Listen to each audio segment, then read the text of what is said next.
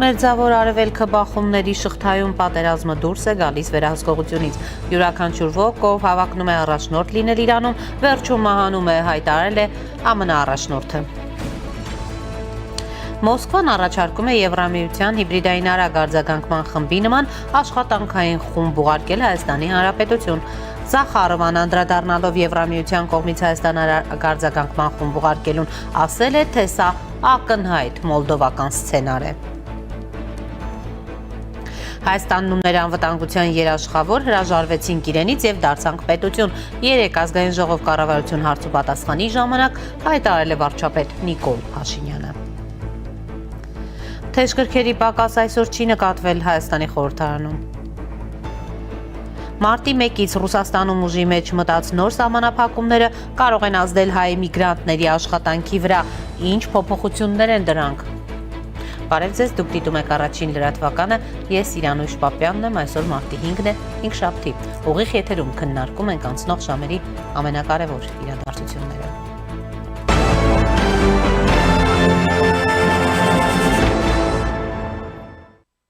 Արդեն 6-րդ օրն է շարունակվում է Մերձավոր արևելքում բռնկված կործանարար պատերազմը, որի հետևանքով Միացյալ Նահանգները եւ Իսրայելը օդային հարվածներ են հասցնում Իրանին, իսկ վերջինս էլ թիրախավորում է Իսրայելը եւ Մերձավոր արևելքում գտնվող ամերիկյան բազաներն ու զինվորներին։ Միացյալ Նահանգների նախագահ Դոնալդ Թրամփը 3 չորեքշաբթի օրը հայտարարել է, որ Միացյալ Նահանգները եւ Իսրայելը վճռականորեն պատերազմի մեջ են Իրանի հետ, խոստանալով շարունակել հարձակումը Իսլամական Հանրապետության դեմ։ Թրամփը հավելել է, որ Իրանի սպանված գերագույն առաջնորդ Այաթոլլա Ալի Խամենեի հավանական իրավահաջորդները վերջի վերջո կմահանան, իսկ Թեհրանի բալիստիկ հրթիռների զինանոցը արագորեն ոչնչացվում է։ Մենք մեղմ ասած լավ ենք գործում, ինձ հարցրեցին, թե ինչպես կգնահատեի դա 1-ից 10 սանդղակով։ Ես կասեի 15, մենք այժմ շատ ուժեղ դիրքում ենք եւ նրանց ղեկավարությունը արագորեն անհետանում է ամեն ոք, ով ցանկանում է առաջնորդ դառնալ ի վերջո մահանում է, ասել է Թրամփը Սպիտակ տանը տեխնոլոգիական ղեկավարների հանդիպման ժամանակ։ Իրանի դեմ իսրայելա-ամերիկյան ռազմական գործողության 5-րդ օրը Թրամփը կրկին մեղադրել է Իրանին միջուկային նկրտումներ ունենալու մեջ։ Երբ խելագար մարդիկ ունեն միջուկային զենք, վատ բաներ են պատահում, հավելել է նա։ Միևնույն ժամանակ Միացյալ Նահանգների Սենատում դեմոկրատները չկարողացան առաջ մղել նախագահ Թրամփի ռազմական լիազորությունները սահմանափակող օրինագիծը։ Միացյալ Նահանգների սենատորները 52 ձայնով դեմ եւ 47 ձայնով կողմ քվեարկեցին դեմոկրատների կողմից առաջարկված օրինագծին, որը կսահմանափակեր նախագահ Դոնալդ Թրամփի հնարավորությունը առանց կոնգրեսի համաձայնության հրամաններ տալու Իրանի դեմ հետագա ռազմական գործողությունների համար։ Միևնույն ժամանակ Միացյալ Նահանգների ռազմական դեպարտամենտի ղեկավարությունը կարծում է, որ այլ երկրներ կարող են միանալ Իրանի դեմ Միացյալ Նահանգներ իսրայելական գործողությանը։ Այս մասին հայտարարել է ԱՄՆ ռազմական փոխնախարար Էլբրիջ Քոլբին, ելույթ ունենալով Վաշինգտոնում արտաքին հարաբերությունների խորհրդում։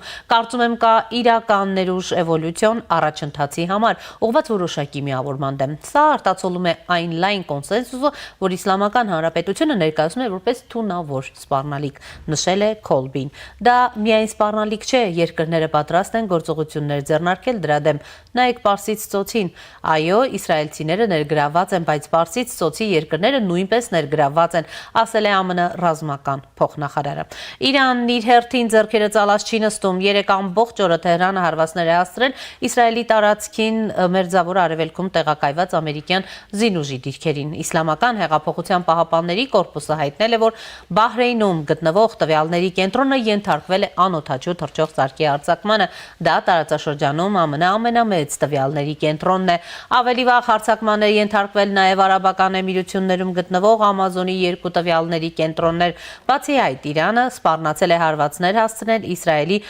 Դիմոնայի միջուկային ռեակտորին, եթե Իսրայելը եւ Միացյալ Նահանգները փորձեն տապալել Իսլամական Հանրապետությունը։ Այս մասին հաղորդում է ISNA լրատվական գործակալությունը հղում անելով ռազմական աղբյուրին։ Եթե Միացյալ Նահանգները եւ Իսրայելը փորձեն փոխել ռեժիմը Իրանում, Թեհրանը կհարվածի Իսրայելի Դիմոնայի միջուկային ռեակտորին, ասված է հայտարարության մեջ։ 3 ուղերձով հանդես է եկել նաև Իրանի նախագահ Մասուդ Փեզեշքյանը։ Իրանը փորձել է խուսափել պատերազմից դիվանագիտական ճանապարհով, սակայն Ամերիկա սիոնիստա ռազմական ագրեսիան նրան այլընտրանք չի թողել, քան պաշտպանվել, հայտարարել է Իրանի նախագահ Մասուդ Փեզեշքյանը տարածաշրջանի երկրների երկրներին ուղղված իր խոսքում։ Հարգելի բարեկամ եւ հարևան պետությունների ղեկավարներ, մենք հարգում ենք ձեր ինքնիշխանությունը եւ շարունակում ենք հավատալ, որ տարածաշրջանային խաղաղությունը պետք է ապահովի տարածաշրջանի երկրների համատեղ ջանքերով, գրել է Փեզեշքյանը X-ում։ Իդեպ, Իսպանիայի կառավարությունը հանդես է եկել Իրանի դեմ Միացյալ Նահանգների եւ Իսրայելի պատերազմի դեմ, հայտարարելով դրան մասնակցելուց հրաժարվելու մասին։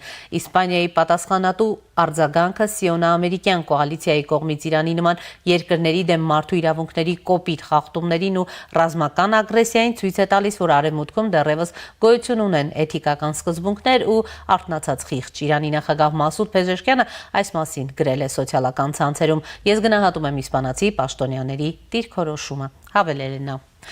Եվ այժմ առաջինի տաղավարում զրուցելու եմ իրանագետ Արմեն Վարդանյանի հետ։ Պարոն Վարդանյան, բարև ձեզ, շնորհակալ եմ հրավերն ընդունելու համար։ Եվ այսպես արդեն 6-րդ օրն է, շարունակվում է նույն ինտենսիվությամբ ուրեմն բռնկված պատերազմը։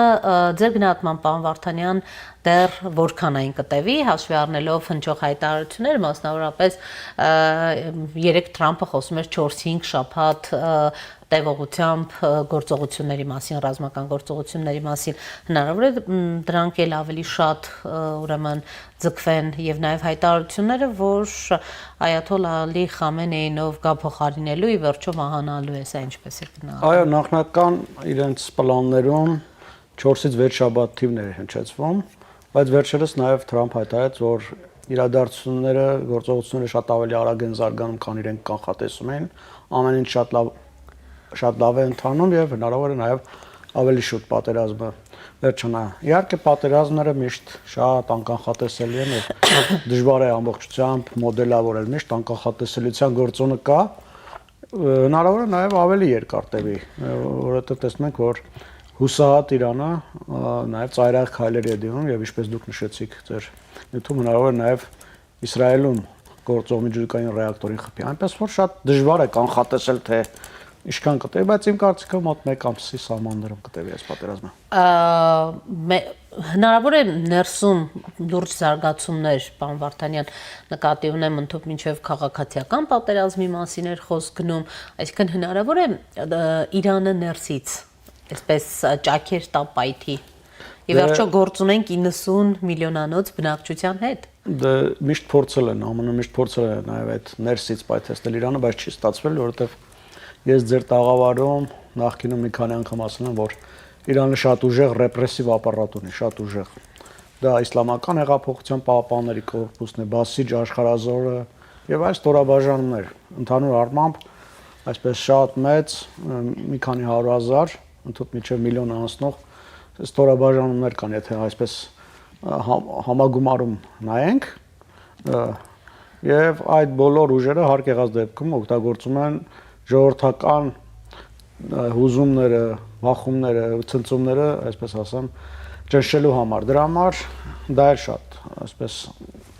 հեշտ արվող հարց չէ, հեշտ լուծվող խնդիր չէ եւ բազմիցս փորձել են ԱՄՆ-ն, Իսրայելը ներսից պայթեցնել Իրանը, բայց դա չի հաջողվել, որովհետեւ տեսնում ենք, որ այդ ռեժիմը նաեւ բացի այնից, որ շատ ուժեղ ռեպրեսիվ ապարատ ունի, նաեւ չի խորշում ծայրահեղ քայլերի գնալ։ Այդ ռեժիմը տեսանք, որ անցած տարի մի քանի հազար մարդու սպանեց եւ պետք եղած տեղում այո կգնդակարեն հազարավոր մարդկանց միայն թե իրենց իշխանությունը պահեն։ Որքանով է ներկայիս էսկալացիան հենց նախորդ տարվա էսկալացիայից տարբերվում, պարոն Վարդանյան, նախորդ տարի էլ կային բախումներ, նախ տարբերվելու առումով Իրանը որ չափով էր ըստ էության պատրաստ, որքանով էր կարողացել այս ամիսների ընթացքում դիրքավորվել, մեջ քնուղել, թե ուրեմն հնարավոր չէր այդ կարճ ժամանակահատվածում գալ բալանսի որոշակի։ Հիմա ավելի լայնածավալ պատերազմը միանշանակ է, երեք Իսրայելի կողմից եղավ հայտարարություն, որ պատերազմի 5-րդ օրը ավելի շատ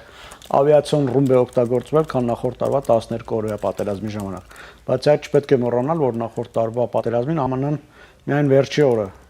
մեծ այսպես ներգրավվածություն ունեցավ Իրանը ռմբակոծելու հարցում, այն էլ միջուկային օբյեկտները հարվածելու ժամանակ։ Հիմա ԱՄՆ-ն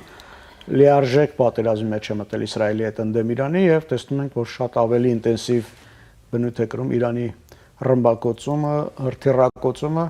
Իրանն էլ փորձում է իհարկե հետ չմնալ, թիրախավորել Մերձավոր Արևելքում գտնվող ամերիկյան ռազմաբազաները, զինվորներին, Իսրայելը, այնպես որ այս անգամ շատ ավելի լայնածավալ պատերազմ է, եւ չգիտենք դա ինչի կբերի։ Մի բան ակնհայտ է, որ Իրանը որոշ չափով պատրաստվել էր, բայց ելի մենք տեսնում ենք, որ խնդիր ունի հակաօդային պաշտպանության հարցում։ Նախորդ տարի, երբ որ եղավ հանկարծակի արձակումը Իսրայելի կողմից Իրանի վրա, ռուսական հոп համակարգերը իրենց չարդարացրեցին։ Եվ Իրանում որոշում կայացրեցին դրանք փոխարեն չինական հոպ համակարգերով։ Տեսնում ենք, այս անգամ էլ առանձնապես մեծ հաջողություն չունեն այդ համակարգերը։ Մեկ-երկու խոցումներ եղել են, 3 կարծեմ F-15 կործանիչ է Իրանի արևմուտքում կործանվել կամ խոցվել, չգիտենք դեռևս, եւ այդպես ԱԹՍ-ներ են խոցել, բայց կործանիչ ավիացիա, ինքնաթիռներ չի հաջողվում խփել, եւ դա լուրջ խնդիր է Իրանի համար։ Իրանի հոպը շատ թույլ է, չի կարողանում հետ մղել այդ բոլոր հարձակումները եւ երեք նաեւ հայտարարություն եղավ, որ մի քանի օրից արդեն Իսրայելա-ամերիկյան կոալիցիան լիակատար, այսպես ասեմ, գերիշխանություն կունենա Իրանի օդում եւ կանի այն, ինչ ուզում է։ Պարոն Վարդանյան, կարող է արդյոք այս պատերազմը վերածվել տարածաշրջանային պատերազմի, ներգրավելով այլ դերակատարների, թե բացառում եք հաշվի առնելով տարածաշրջանային երկրների դիրքավորումները, հայտարարությունները նաեւ այս առումով ձեր գնահատականը։ Չեմ բացառում, երեք Մեծ Բրիտանիան հայտարարեց, որ հնարավոր է իր ռազմաբազաները տրամադրի ԱՄՆ-ին, որպես Իրանին հարվածներ հասցնեն։ Գիտենք, որ Մեծ Բրիտանիան չեզոք դիրքեր որդեգրել, ինչը առաջացրել էր Թրամփի զայրույթը, մասնավորապես Միջին Խաղաղ օվկիանոսում Դիեգո Կարլոս այդ հայտնի ռազմաբազան Իրանը չէր տրամադրում։ Մեծ Բրիտանիան չէր տրամադրում Իրանին հարվածելու համար, բայց հիմա կարծես թե որոշում է կայացվել այն տրամադրել։ Թուրքիայի վրա օդային տարածքում հարված եղավ, չնայած Իրանը հերքեց դա, բայց տեսանք, որ Թուրքիան կարող է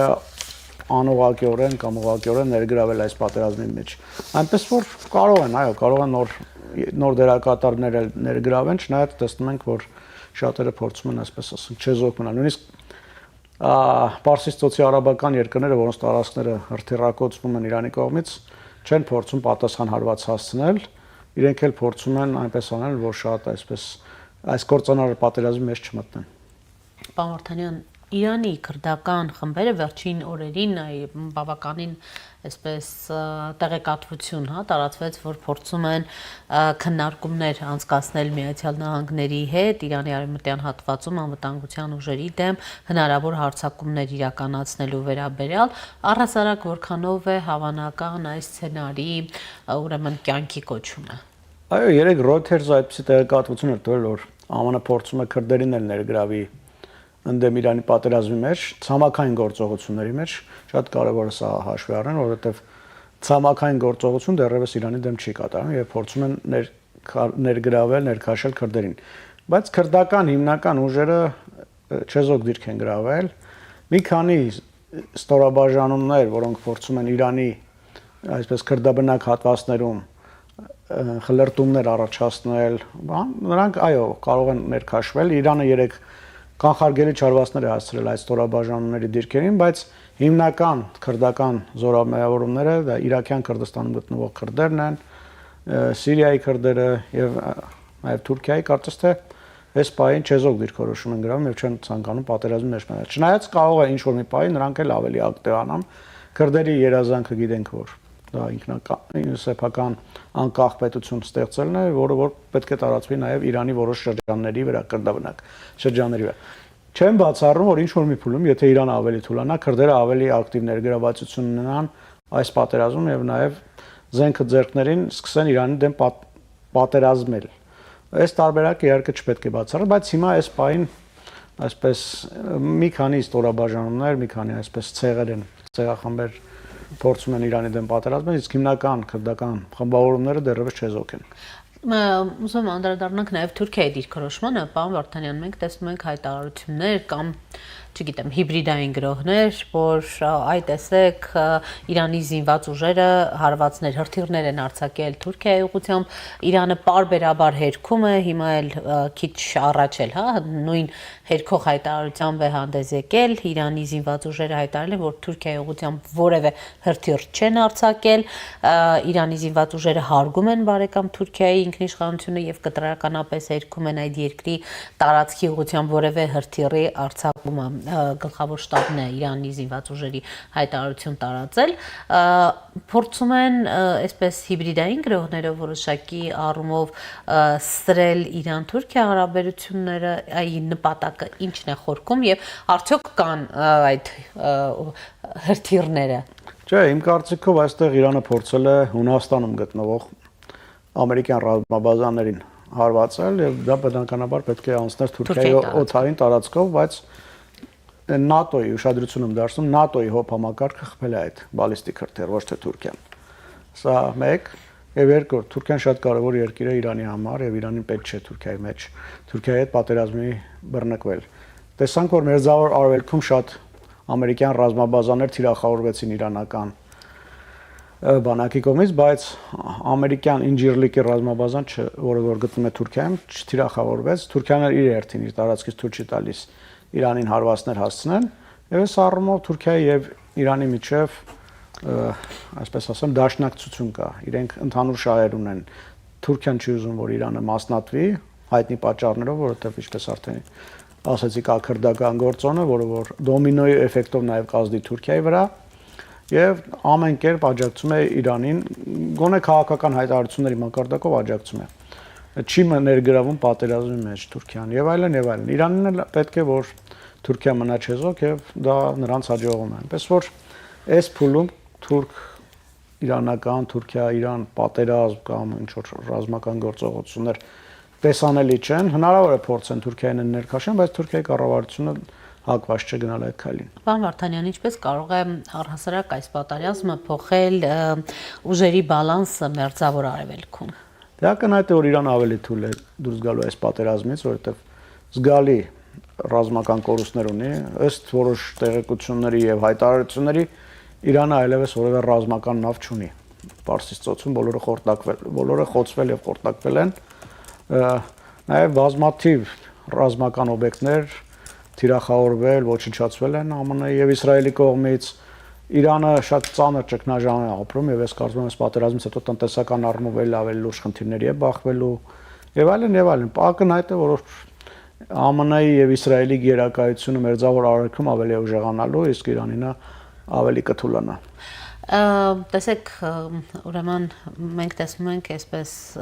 կարկանդակի թեմաներ բավականին ակտուալ հիմա ընդդիմության համար կարկանդակից անցում է կատարվել արդյոք վարչապետ Փաշինյանը կայցելի Իրանի դեսպանատուն գիտեք Գագիկ Ծառուկյաններ նախորդին այսպես այցելել իր ցավակցությունները հայտնել հիմա կա նման անհրաժեշտություն գիտենք որ Ալիևն էլ ուրեմն Ադրբեջանում Իրանի դեսպանատուներ այցելել կա անհրաժեշտություն արդյոք այցելելու եւ դա ինչ է փոխում առհասարակ Հիմա քննադատում են որ վարչապետը մինչեւ հիմա չի գնացել մինչ ցավակցական հերագիրը ասում էին ինչու այսքան ուշացավ այդ հերագիրը եւ այլն գիտեք ինչ հայտարարություններ էին հնչում պարոն Վարդանյան Դե կարծում եմ կարելի է գնալ այո ոչ մի ինչ որ խնդիր չկա, եթե վարչապետը գնա Իրանի դեսպանատուն եւ ցավակցական ինչ-որ գրառումներ անի, թե ինչու չի գնում, չեմ կարող ասել ինչ հաշվարկներ կան դրա հիմքում,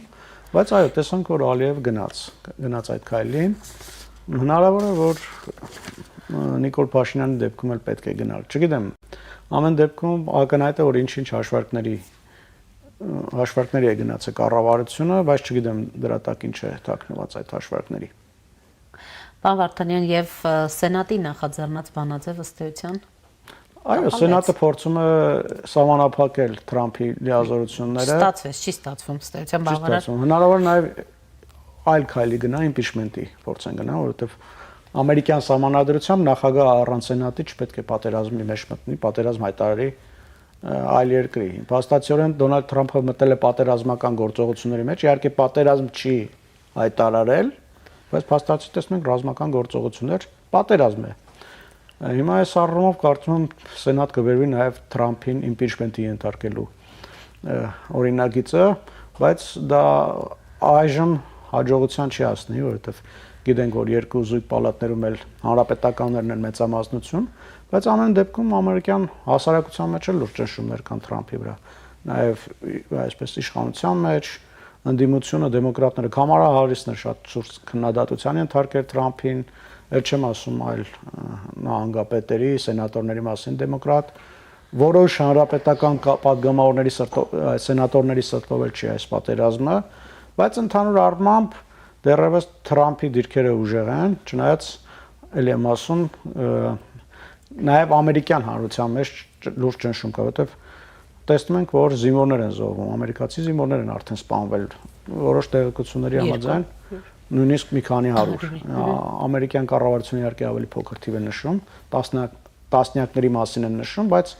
այլ աղբյուրներ ավելի մեծ թվերի մասին են խոսում։ Ամերիկյան ռազմաբազարաններ են խոցվում, 3 հատ կործանիչ վերջերս խոցվեց պատահմամբ, սխալմամբ ավելի ճիշտ։ Քուվեյթի մի խոսքով ԱՄՆ-ն էլ է լուրջ կորուստներ ունենում, եւ ռազմական, եւ ֆինանսական առումով պատերազմը բավականին թանկ հաճույք է։ Եվ օրական միլիարդավոր դոլարներ ԱՄՆ-ի կառավարությունը ծախսում այս պատերազմի համար, էլ չեմ ասում այլ կորուստների մասին, այնպես որ կարծում եմ ամերիկյան կառավարության վրա Դոնալդ Թրամփի վրա ճնշումները կմեծանան, իդեպ Իրանի այսպես ցանկություններից մեկն դա է, որ այդ կերպ ԱՄՆ-ն դուրս գա պատերազմից, ճնշումներ գործադրվեն Թրամփի վրա եւ ԱՄՆ-ն դուրս գա պատերազմից։ Պարոն Վարդանյան, իսկ այն քննադատությունները, որ հնչում են Հայաստանի իշխանությունների հասցեին, որ քարոզ արշավ է գնացել, մինչդեռ այսպիսի իրավիճակ է եւ հայացքը պիտի ուղղել Հայաստանի նաեւ անվտանգությանը, Հայաստանի իշխանությունը էլ ասում է մենք շատ անվտանգ ենք, դրա համար էլ կարկանդակ ենք ուտում եւ այլն, այ ինչպես եք գնահատում Հայաստանը, որ չափով է իրավիճակը ճիշտ գնահատում, որ չափով է պատրաստ սահմանի, այսպես եթե գաղթականներ լինեն այդ մեծ ծավալով ընդունելու, թե պիտի լինեն որոշակի սահմանափակումներ, արդյոք այս ամենը լրջորեն հաշվարկված է։ Դե անվտանգության խորհրդի երկու նիստ եղել է, մեկը պատերազմից առաջ, մեկը այս մի քանի օրին պատերազմից հետո ես ենթադրում եմ, որ այդ հարցերը քննարկվում են, բայց մյուս կողմից էլ այդպես ապոկալիպտիկ ենթադրություններ, սցենարներ պետք չի անել, նույնիսկ մարդիկ կային, ասում են կա 1 միլիոն իրանցի փախստական գա Հայաստան։ Տեսնում ենք կա փախստականների հոսք, բայց շատ քիչ են, դա այն ծավալը չէ, որ երկրի համար խնդիր առաջացնի։ Երևի մի քանի հազար, շատ չեն, եւ կարծում եմ, որ այս փուլում այդպես մեծ խնդիրներ Հայաստանի համար դեռևս չկան։ Չնայած պետք է իհարկե զգոն լինենք, բոլոր հնարավոր սցենարներին պատրաստ լինենք, բայց նաև ես ուզում եմ ասեմ, որ այս պատերազմը մի շարք միֆեր էլի պայթեցրեց։ Ամեն անգամ, երբ որ նման բաներ են անում, բազմաթիվ միֆեր տեսնում ենք, որ քանդվում են, ջարդվում են։ Հիշում եք, որոշ քաղաքական ուժեր, որոշ քաղաքական գործիչներ ասում են, հենց Իսրայելը արձակվի Իրանի վրա,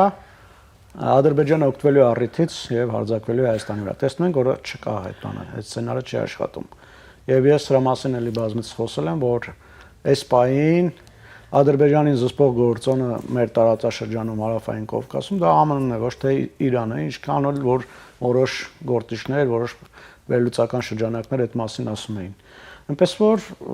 պետք է իհարկե ռեալ նայենք իրադարձություններին սթափ, բայց նաև չի կարելի այսպես շատ ապոկալիպտիկ իրականությունից կտրված ենթադրություններ անել եւ այդպեսով առաջ շարժվել։ Շնորհակալ եմ։ Ես էլ եմ շնորհակալ։ Առաջինի տաղավարում զրուցում է իրանագետ Արմեն Վարդանյանի հետ։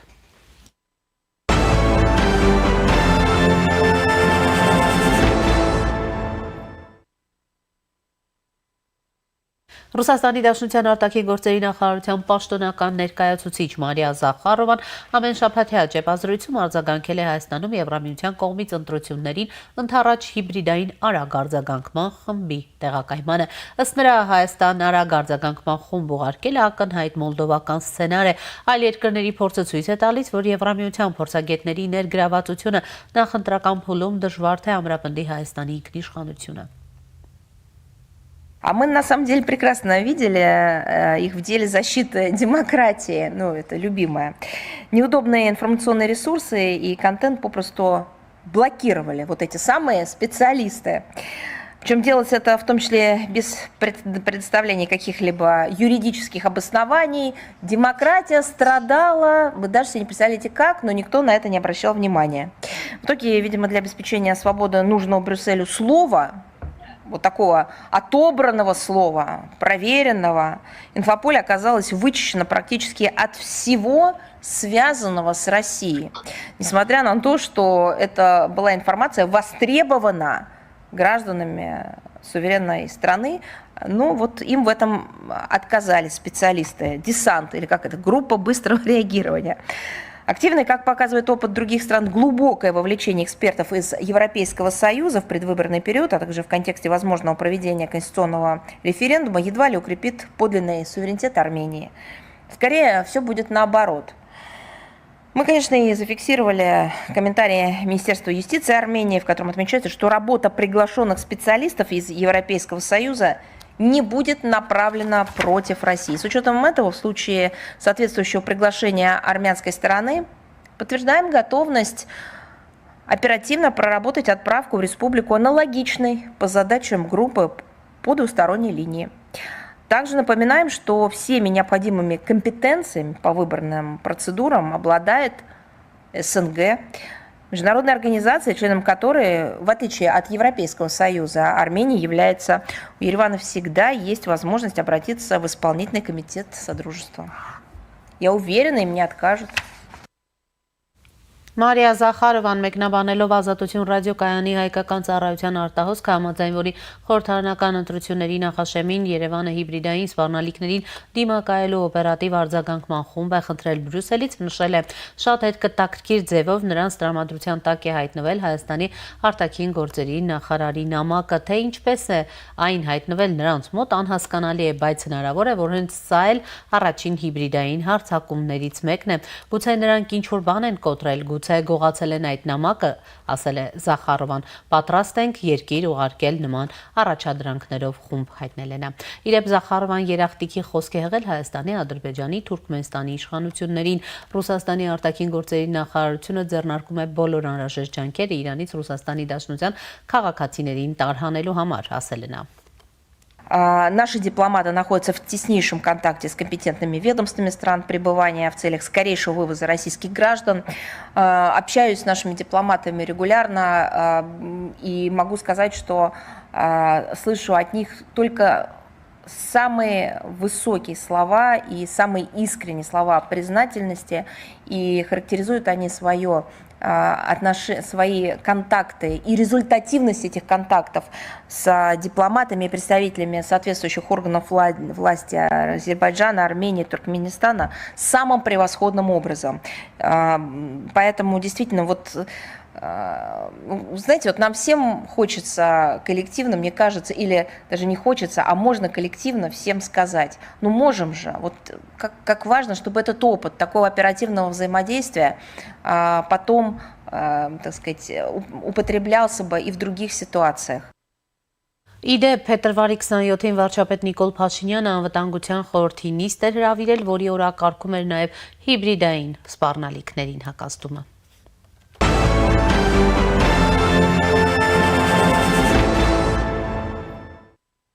Երեկ ազգային ժողով կառավարություն հարցու պատասխանի ժամանակ վարչապետ Նիկոլ Փաշինյանը դիմելով Դաշնակցությանը ասել է՝ դուք չեք հասկանում, թե դուք ինչու չեք լինելու հաջորդ խորհրդարանում։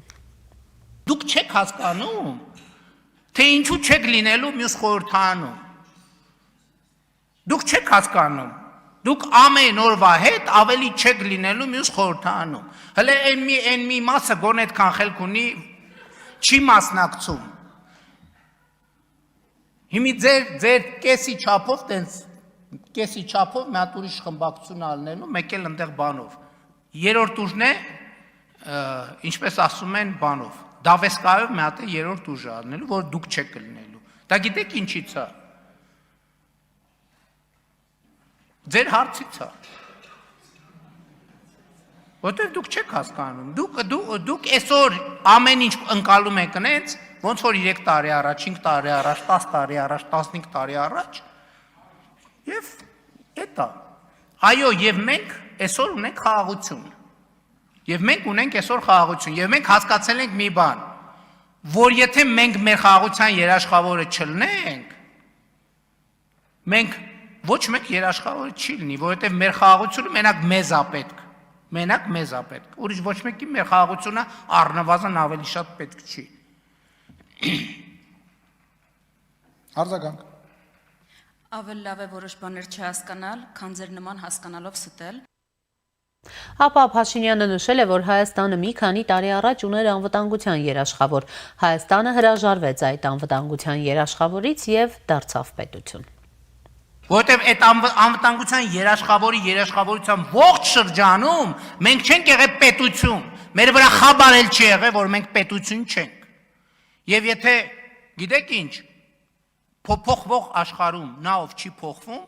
ինքը արժանանալու է դինոզավրի ճակատագրին։ Այո, ես չեմ բացառում, որ այս 6 ամսվա ընթացքում 6 ժամվա ընթացքում կարա իրադրությունը նենց փոխվի, որ շատ գնահատականները վերափոխես։ Եվ այն երկրները, որոնք այդպիսին չեն,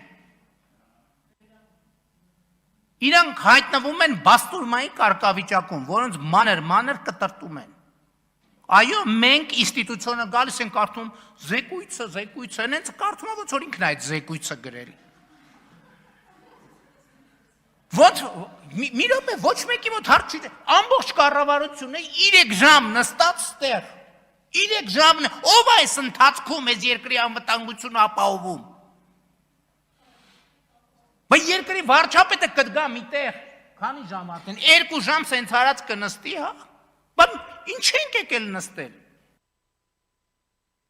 Խորհրդարանում պակաս թեժ չէր նաև այսօր Հայաստան խմբակցության պատգամավոր Քրիստինե Վարդանյանը ազգային ժողովի նախագահի կողմից նկատողություն ստացավ իր վարքի համար։ Ես չեմ հասկանում, ձեր խնդիրը ո՞րն է։ Գյումրիի ընտրության արդյունքները դուք չեք բողոքարկել։ Գյումրիում հակաօրինական բան է տեղի ունեցել։ Ինչի դեմ եք պայքարում, ինչը թույլ չեք տալու։ Թող Փաշինյանը հերով արտակ արձակի, որ Հայաստանում արգելված են, ինձ ընդհատել են, հիմա կավարտեմ։ Որ Ես եմ որոշում իմ հետ տենց խոսալ տիկին Վարդանյան, չի կարելի։ Այսինքն շուռ գալ ձեռքով ինձ ասել, ինձ ընդհատել են, ես հեսա կավարտեմ, ավարտվեց ձեր ելույթը, նստեք ձեր տեղը։ Այսինքն դա նշանակում է, որ բանախոսը պետքա շուռ գա ազգային ժողովի նախագահին ձեռով անի, ասի ես կորոշեմ։ Ուրեմն ես եմ ստեղ որոշելու, ազատեք ամբյոնը։ Հովիկ Աղազարյան, համեցեք։ Պարոն Բագրատյան, լռություն։ Պարոն Խաչատրյան, լռություն։ Խնդրեմ պարոն Աղազարյան, համեցեք։ Պարոն Բագրատյան։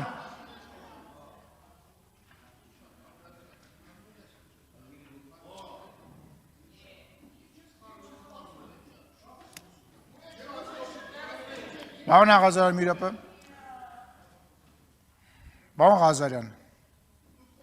Պարոն Ղազարյան, պետք չի ինձ պաշտպանել պարոն Բագրատյանից։ Պարոն Ղազարյան, դուք էլ լռեք, կլռեք, երբ որ ասում եմ լռեք, ուրեմն պետքա լռեք։ Սա ազգային ժողովի նիստերի դահլիճն է, ձեր հայաթը չի։ Դուք էլ եք մնա, այդ ինչ խոսալու ձև է։ Մի հատ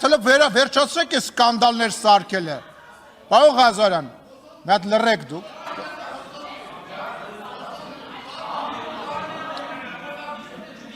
Ես ուզում եմ հասկանամ, դուք այսքան ժամանակ մի հատ ելույթ չեք ունեցել։ Ուրեմն ձեր խմբակցությանը կարգի հրավիրեք։ Պարոն Ղազարյանը իրան իրավունք է վերապահում,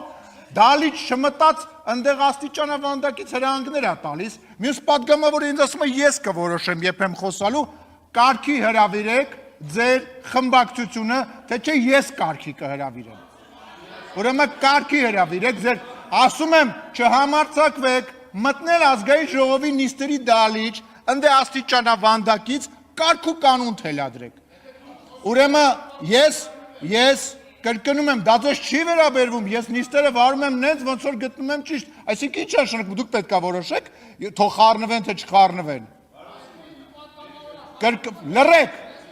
Լռեք։ Պարոն Մինասյան, նստեք պարոն Աղազարյանն, բանակցությունների մեջ չենք մտնում, նստեք։ Սա սենց ֆորմատ չկա, նստեք ձեր տեղը, շարունակեք պարոն Աղազարյան։ Չեմ սկսել։ Եվ այս պահին զրուցելու եմ հայկական խորհրդի փորձագետ քաղաքագետ Ռոբերտ Ղևոնդյանի հետ։ Պարոն Ղևոնդյան, բարև ձեզ, շնորհակալ եմ միանալու համար։ Պարոն Ղևոնդյան, լսում եք։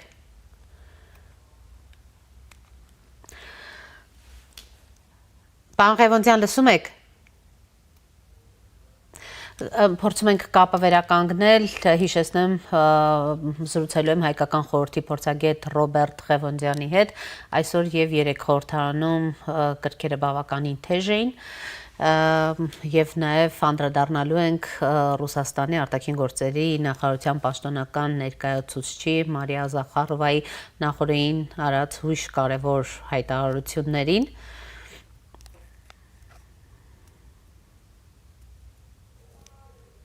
Փորձենք կապը վերականգնել, կարճատև դադար է մեր եթերում։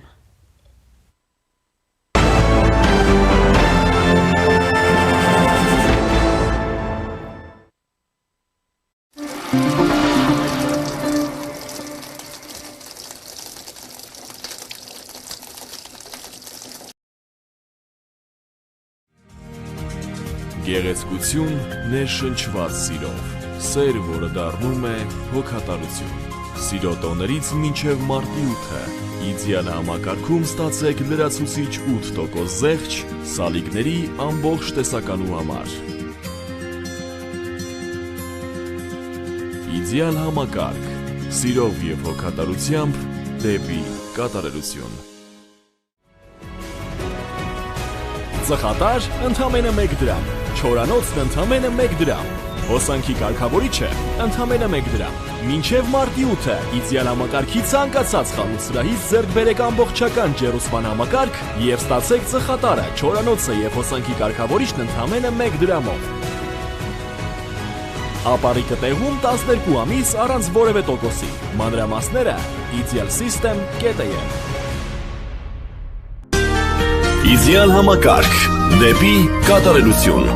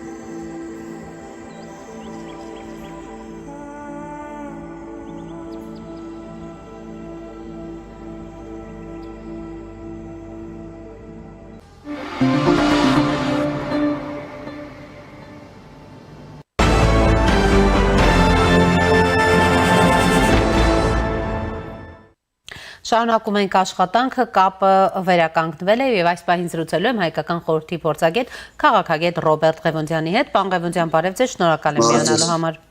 Ես եմ շնորհակալ։ Եվ այսպես,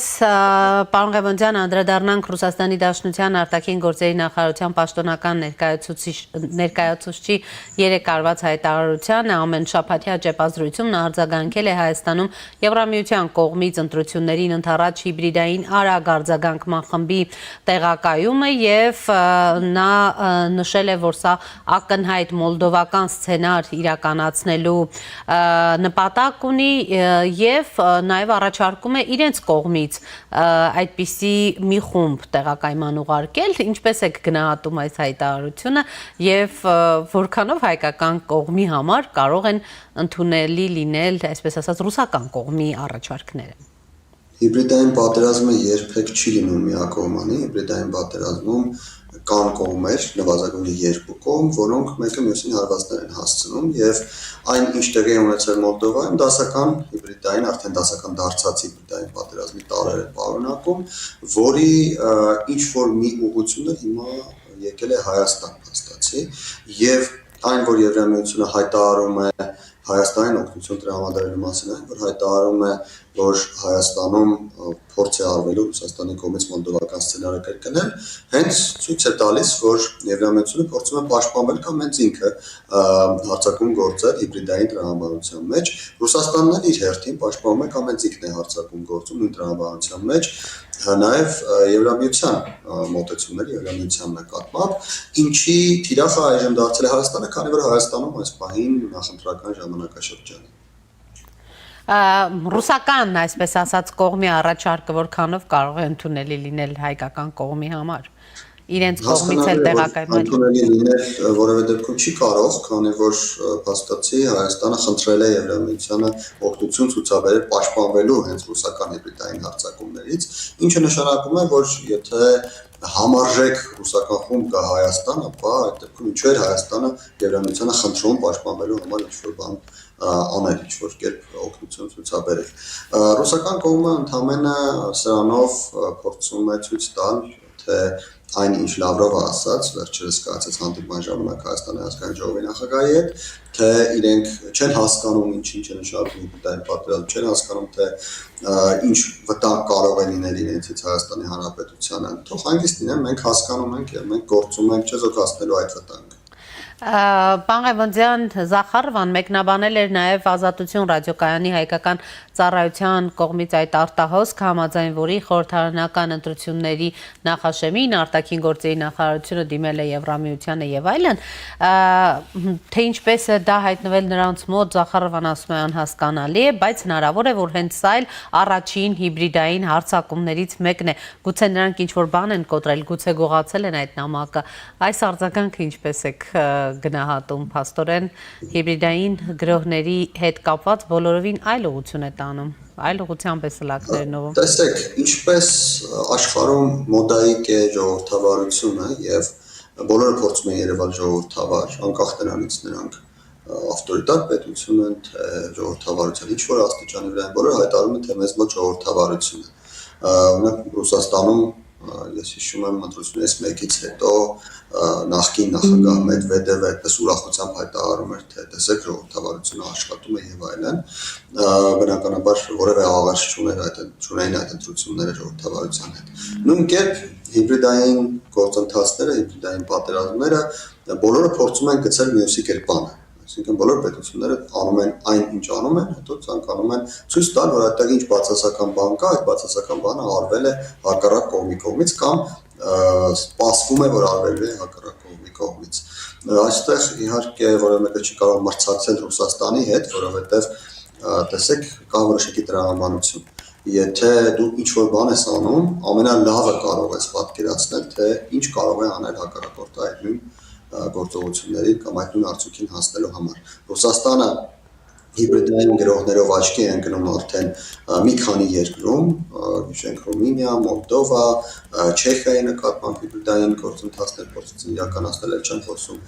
Վրաստանի եւ հետխորհրդային երկրների մասին։ Եվ այժմ ամենալավը կարող է պատկերացնել, թե դա ինչպես է արվում, ինչ գործիքներ են օգտագործվում եւ այլն, եւ ամենալավը կարող է փորձել դա գցել ուրիշների կերպանը։ Ռուսաստանը չի խոշում օգտվել իր այդ հնարավորությունից։ Պարոն Ղևոնդյան, իսկ այդ նույն խումբը Եվրամիության կողմից որ ձևավորվելու է, այն նշվում էր 20 հոգուց բաղկացած է լինելու, դրա արդյունավետությունն է բազմիցս կասկածի տակ դրվում, որքանով կարող է այդ խումբը այսպես արդյունավետ աշխատել։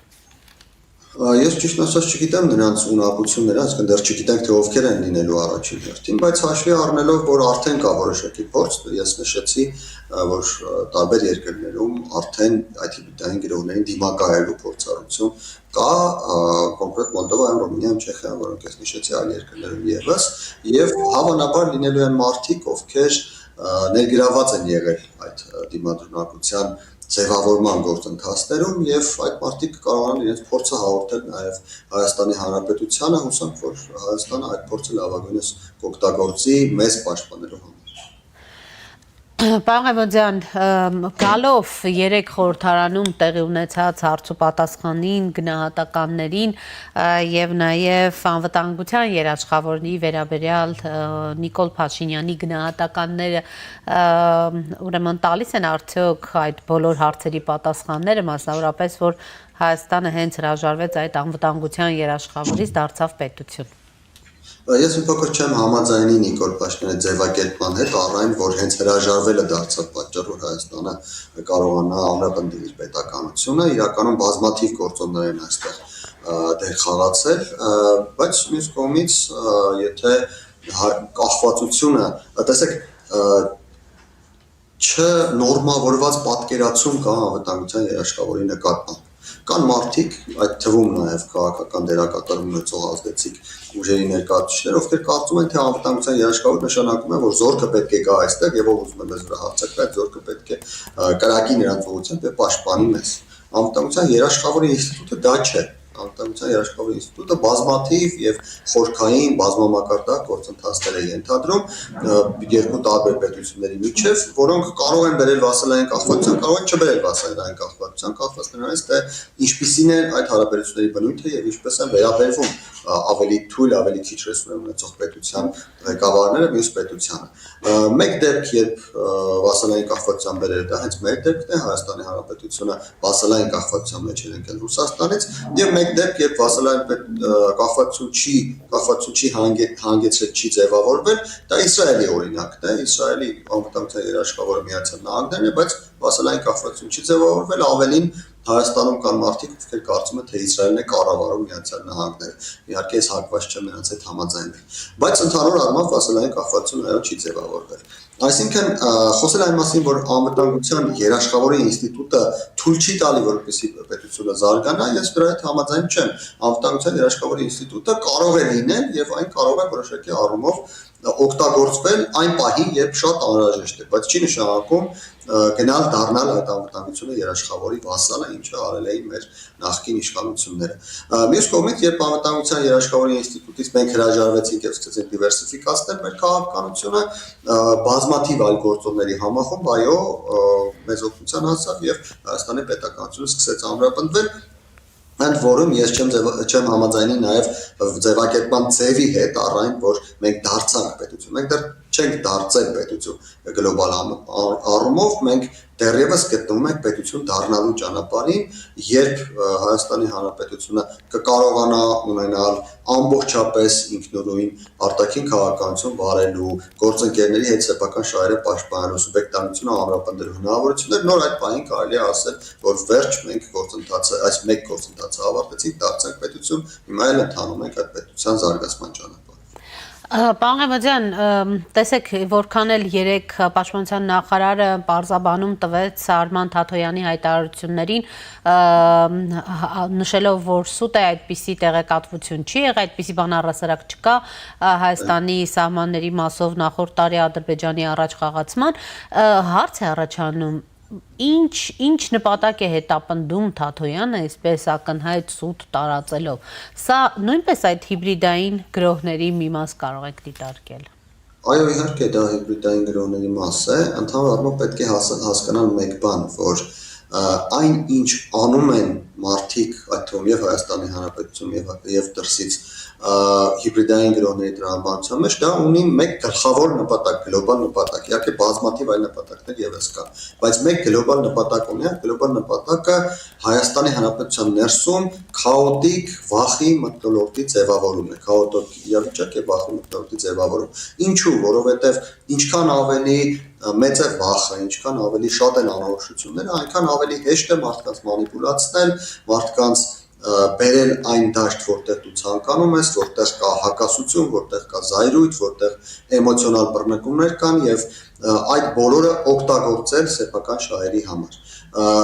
Խոսքը իհարկե իմ նշածը ամբողջապես չի վերաբերում Թաթյանին, որովհետև Թաթյանը նույնիսկ այդ իրավիճակում որևէ բանի վրա հույս ունենալ չի կարող, բայց Թաթյանը չի ներկայացնում ինքն իրեն, այսպես կարելի է ձևակերպել քաղաքական գործընթացների առումով։ Թաթյանը ներկայացնում է մի ամբողջ բլոկ, որտեղ շատ կարևոր է, որպեսզի հնարավորությունները այդ բլոկի ինչ-որ մի հատվածի ավելանան։ Այդ բլոկի ինչ-որ մի հատված ասելով ես նկատի ունեմ այն քաղաքական ուժերի, որոնք փորձում են մրցակցություն առաջադրել քաղաքացիական պայմանագրին առաջիկա ընտրություններում։ Եվ եթե Թաթյանը կարողանա այդտեղ 0.1%-ի, 0.5%-ի կամ չգիտեմ 0.ինչ որ տոկոսի օգուտ տալ, դա էլ մեր հասարակությունը շատ լավ է ներկայացնում, թե ինչով կարող է օգտակար լինել ջրաղացին, եւ Թաթյանը փորձում է այդպիսով օգտակար լինել ջրաղացին։ Կստացվի թե չի ստացվի, իհարկե կապված է մեր հասարակության դիմադրունակությունից։ Մինչ խոսվում է, թե վարչապետը ինչու չի այցելում Իրանի դեսպանատուն, Գագիկ Ծառուկյանն էր նախորդին 3 շտապել, ուրեմն այցելել եւ իր ցավակցությունները հայտնել, պարոն Ղայմուդյան, Հայաստանը նաեւ ուշ արձագանքեց, ուշ ցավակցեց, դուք այստեղ ինչ-որ միտում առհասարակ տեսնում եք, թե ոչ, եւ արդյոք պիտի վարչապետը այցելի Իրանի դեսպանատուն, օրինակ Ադրբեջանի առաջնորդը իր երկրում Իրանի դեսպանատուն այցելել էր։ Ադրբեջանի առաջնորդը ստեղծված տարածաշրջանային իրավիճակում սխալվելու ավելի շատ հնարավորություն ունի, քան Հայաստանի վարչապետը, որովհետև Ադրբեջանի ռեսուրսները այս պահին ավելին են, քան Հայաստանի ռեսուրսները։ Եվ այս առումով ես Հայաստանի իշխանությունների վարքագիծը համարում եմ տեղին եւ Հայաստանի Հանրապետությունը չի շտապում որևէ կերպ արտահայտելու իր զգացմունքները, այլ սպասում է իրադարձությունների զարգացմանը։ Տեսեք, այսօր արդեն կա տեղեկություն, որ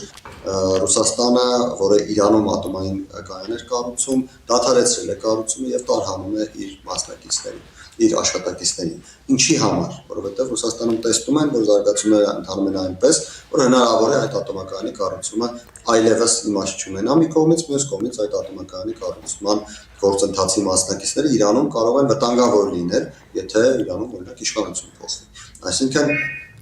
պատրաստվում են մարդիկ տարբեր սցենարների, եթե իշխանությունը չի փոխվի, ապա այդ մարդիկ կվերադառնան Իրան եւ կշարունակեն աշխատել։ Նույն տրամաբանության մեջ աշխատում է Հայաստանի Հանրապետությունը, փորձում է չանել քայլեր, որոնք կարելի կլինի մեկնաբանել այս կերպ կամ այն կերպ, այլ մնալ չեզոք դիրքերում, ինչքան որ դա հնարավոր է։ Երբ որ կլինի արդեն որոշակի պարզ, թե ինչով է ավարտվելու այս իրավիճակը Իրանում, ապա այդ ժամանակ Հայաստանի դիրքավորումը արդեն կլինի ավելի հստակ, ես հուսով եմ։ Պարոն Ղայմուդյանի դեպ քիչ առաջ պարզ դարձավ, որ Իրանից թռչող հրթիռներ եւ անօդաչու թռչող սարքեր են հարվածել ադրբեջանական Նախիջևանի օդանավակայանին։ Այս օրերին ամբողջ օրերի ընթացքում, 6 օրերի ընթացքում խոսվում էր պատերազմի ընդհանրապես ընդլայնման, ուրեմն հնարավորության մասին, նախ ինչպես եք գնահատում, եթե վերջնականապես հաստատվում են արդեն այս տեղեկությունները, արդյոք սա լուրջ իրավիճակ է փոխում։ Շատ իրարամերժ տեղեկություններ են գալիս, եթե դա հաստատվի, ապա կարծում եմ այստեղ կլինեն որոշակի փոփոխություններ, բայց չեմ կարծում, որ Ադրբեջանը կմտնի պատերազմի մեջ, գուցե հայտարարությունների մակարդակով, ինչպես օրինակ արել է Սաուդյան Արաբիան, տեսեք, Սաուդյան Արաբիան հայտարարել է, որ միանում է Միացյալ Նահանգները եւ Իսրայելին այս պատերազմում, բայց դեռևս ես տեղյակ չեմ Սաուդյան Արաբիայի կողմից Իրանին հարվածների մասին։ Այսինքն միայն հայտարարությունների մակարդակով է միացել։ Մյուս կողմից գուցե տեղեկությունները չեն հաստատվում, ես հստակ չեմ կարող ասել, որովհետև մանիպուլյացիաները շատ են այս պատերազմում։ Ինչ վերաբերում է ընդլայնմանը պատերազմի, ապա Իրանը իր ամենամեծ ջանքերի գնով եւ մի կերպ է կարողանում այս պահին դեռևս դիմակայել այս իրավիճակին։ Եթե ընդլայնումը ձեռնտու լիներ Իրանին, ապա Իրանը կարծում եմ շուտվանից հարվածած կլիներ եւ շատ ավելի ակտիվ հարվածած կլիներ, այլ երկրները այս փուլում այս ձևով ավարտված լինեն։ Շնորհակալ եմ։ Ընտրեմ։ Զրուցում է հայկական խորհրդի փորձագետ քաղաքագետ Ռոբերտ Ղեմոնդյանի հետ։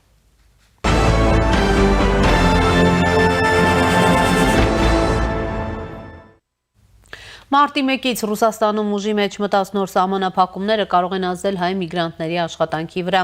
Այդ երկրի աշխատանքային օրենսգրքում արված նոր փոփոխությամբ Ռուսաստանի մարզերը կարող են քվոտա ստանալ կամ արգելք դնել օտարերկրացի աշխատողների թվի համար։ Միգրացիոն փորձագետ Բեժանյան Տաթևիկը մանրամասնել է, որ օրինակ մինչև այս պահը գյուղատնտեսության ոլորտում կարող էր աշխատել 75% օտարերկրացի, իսկ հիմա այդ քվոտան փոխվում է, դառնում 25%։ Նոր փոփոխությամբ նախապատվություն կտրվի նախ Ռուսաստանի Դաշնության քաղաքացիություն ունեցողներին։ Ինչու են այս փոփոխությունները արվել, հիմնավորման մեջ նշվում է, որ Ռուսաստանը փորձում է նվազեցնել միգրացիոն կախվածությունը, պաշտպանել տեղական աշխատաշուկան, վերահսկելի դարձնել օտարերկրյա աշխատուժի ներգրավումը։ Միաժամանակ Ռուսաստանում աշխատուժի պակաս էլ կա եւ քննարկվում է տարբեր երկրներից նոր աշխատողների ներգրավում, օրինակ Հնդկաստանից, որոշ ոլորտներում այդ պակասը լրացնելու համար։ Կարճ ասած, նոր օրենքը թույլ է տալիս մարզերին սահմանափակել օտարերկրացիների աշխատանքը եւ առաջնահերթություն տալ Ռուսաստանի քաղաքացիներին,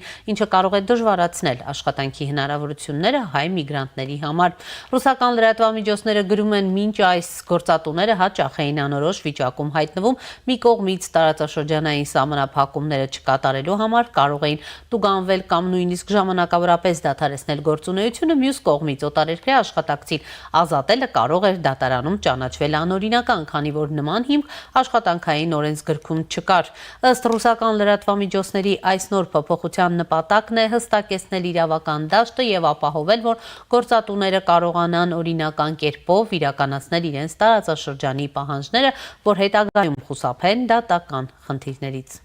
Եվ այժմ կապ ենք հաստատել Մոսկվա, զրուցելու ենք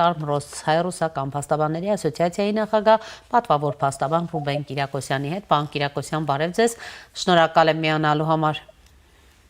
Շնորհակալություն, բարև ձեզ։ Եվ այսպես, պարոն Կիրակոսյան, անդրադառնանք այս նոր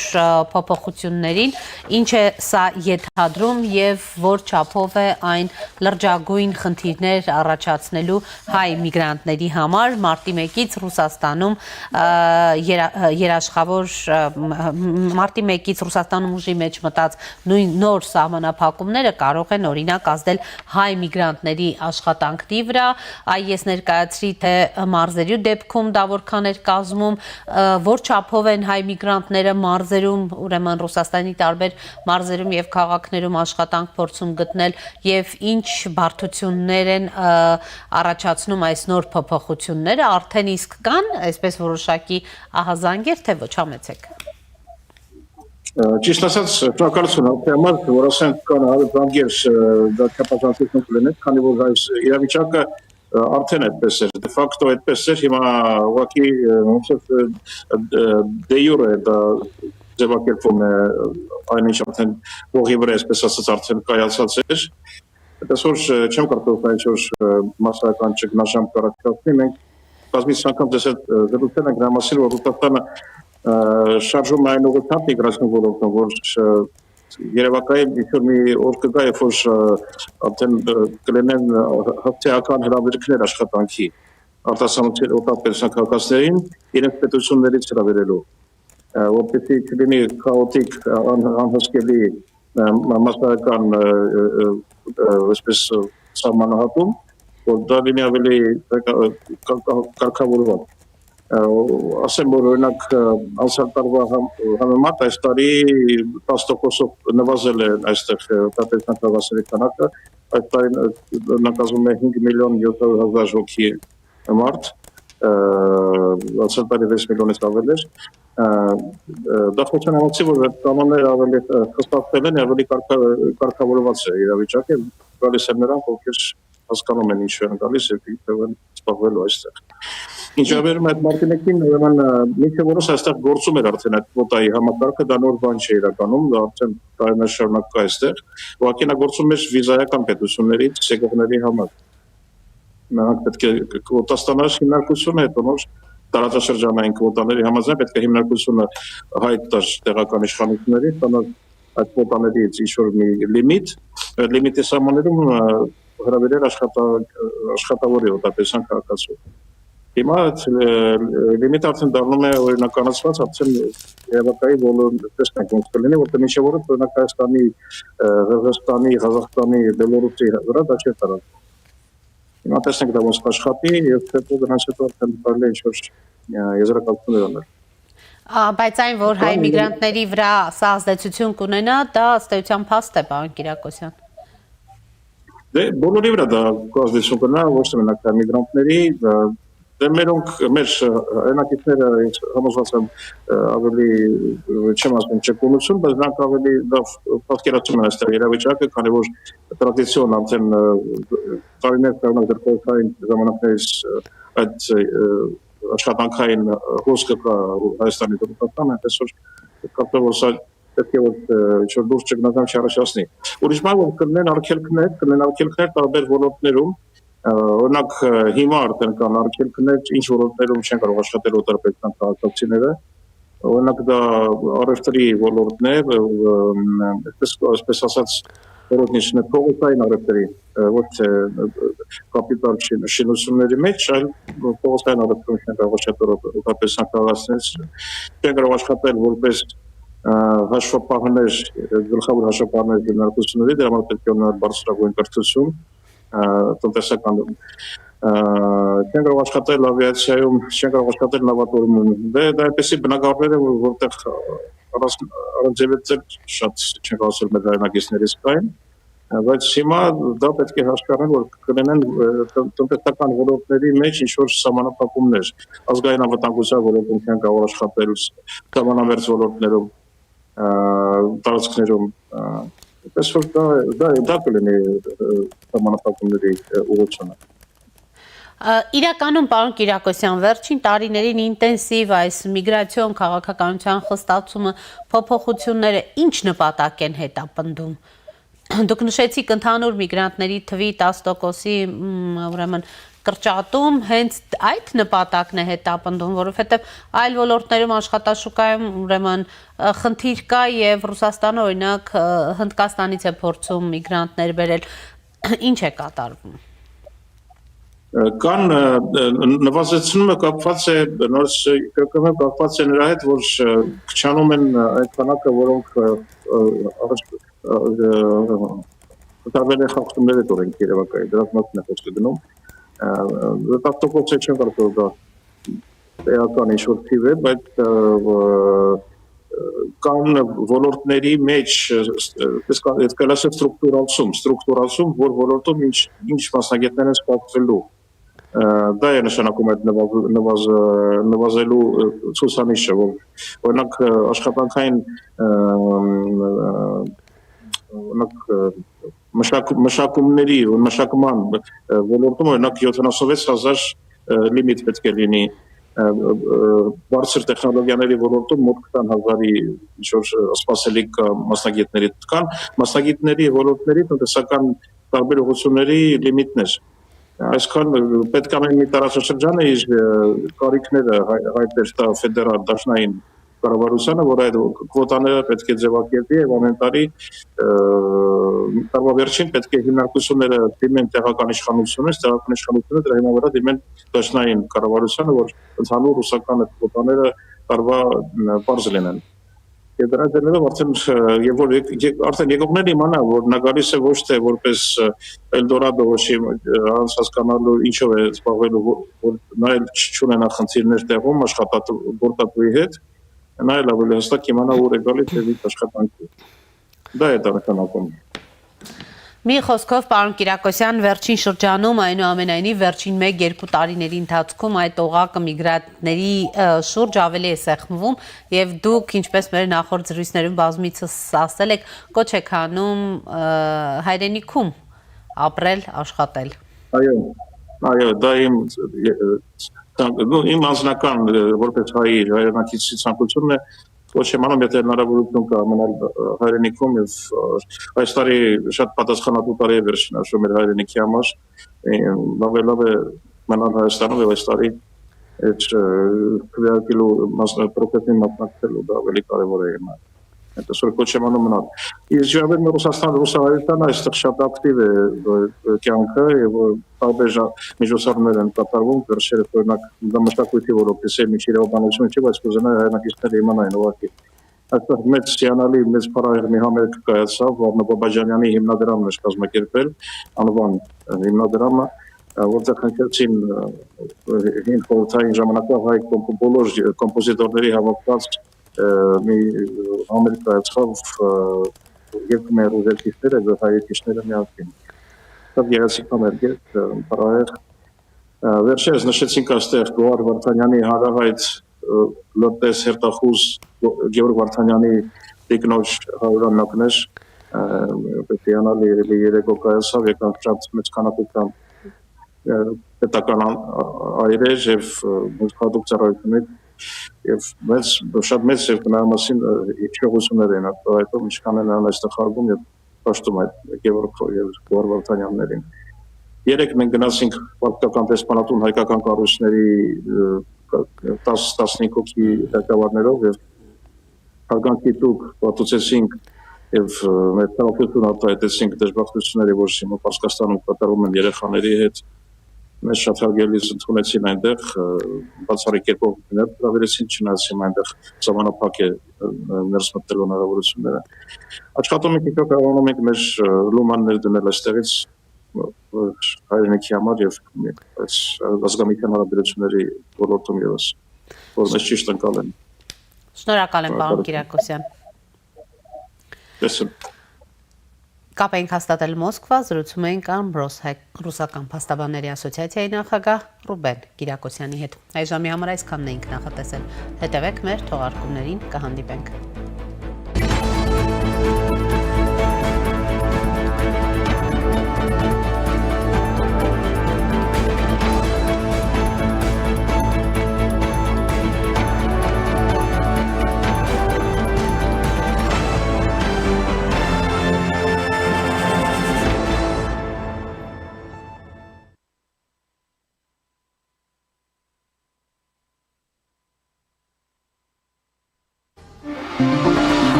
Գեղեցկություն ներշնչված սիրով, սեր, որը դառնում է հոգատարություն։ Սիրո տոներից մինչև մարտի 8-ը, իդեալ համակարգում ստացեք լրացուցիչ 8% զեղչ սալիկների ամբողջ տեսականու համար։